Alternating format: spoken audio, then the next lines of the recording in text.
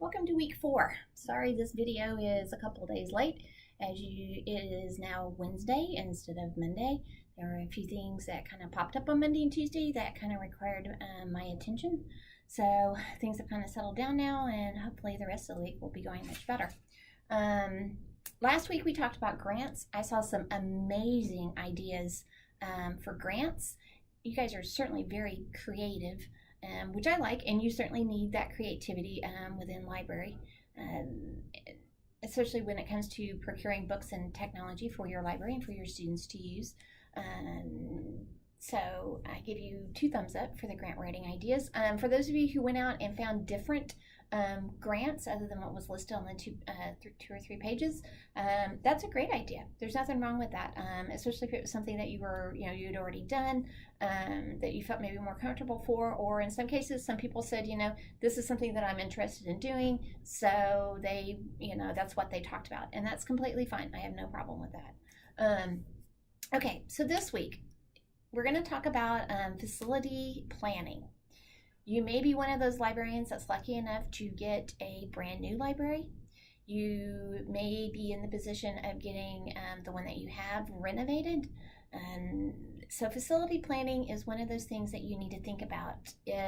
Even if you're not in the position of where you get a brand new library or the library that you have is renovated, there are still times that towards the end of the year when principals have money and they've got to spend it or lose it, they'll come to you and say, look, I have $5,000, I want to use it in the library, but you can't use it for technology and you can't use it for books.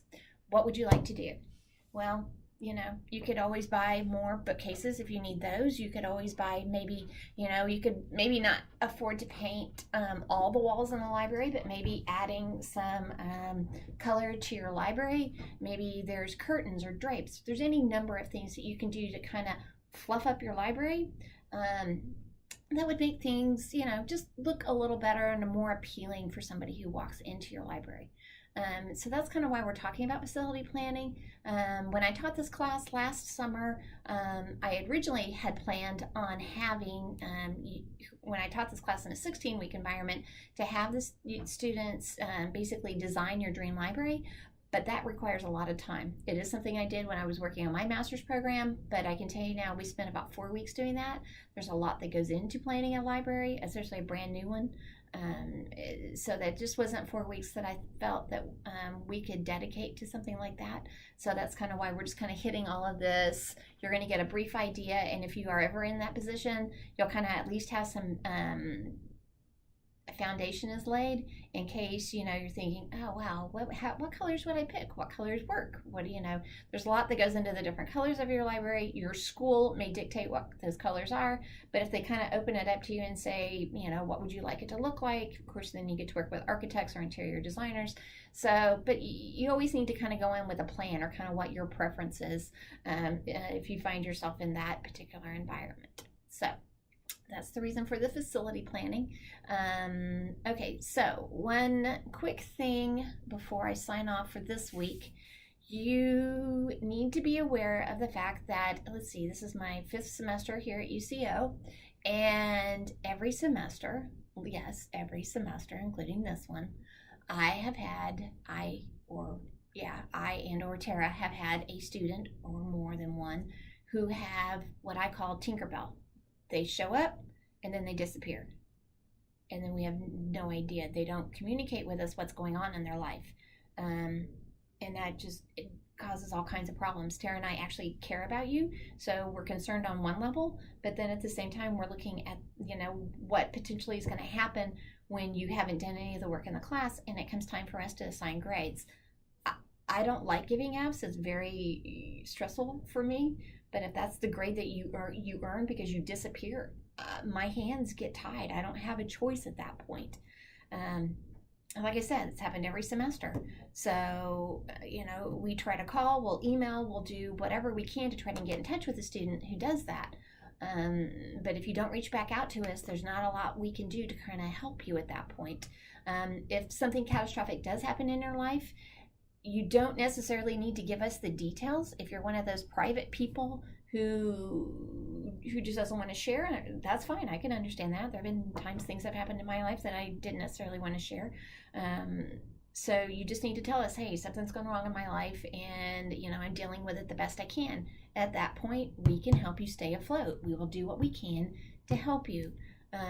From time to time, we will have people say, well, can I get an I for incomplete in a class? You can, but it's not a simple matter as Tara and I agreeing to that. There's a lot of paperwork that goes into something like that. I's are only good for a year at the most. The instructor determines actually the length of the I, but a year, the graduate office says at a year, if the student hasn't completed the work, then they get an F, end of story. From my experience, the graduate office is a little more apt to give an I the first part of the semester, the first 9 weeks, than they are the second 9 weeks. The second 9 weeks, I have yet to have had a successful attempt at getting a student an I. They ended up with an F and ended up retaking the class. So keep that in mind. If you have something that goes wrong, you need to tell us.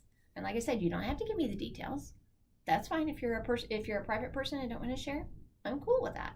And so is Tara, for that matter.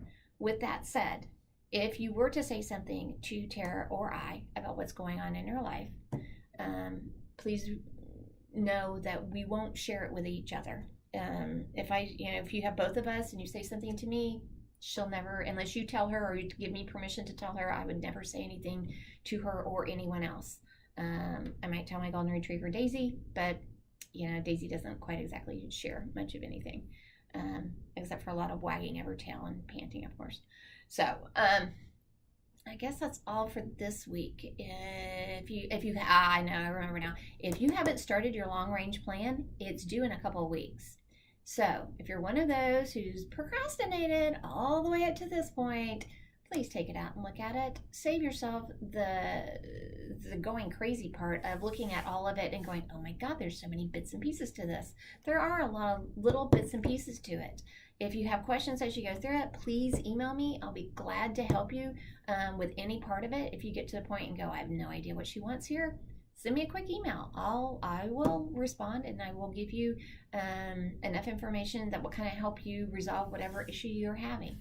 So, okay, so that's it for this week. I hope everybody has a great week, and I will see you next week.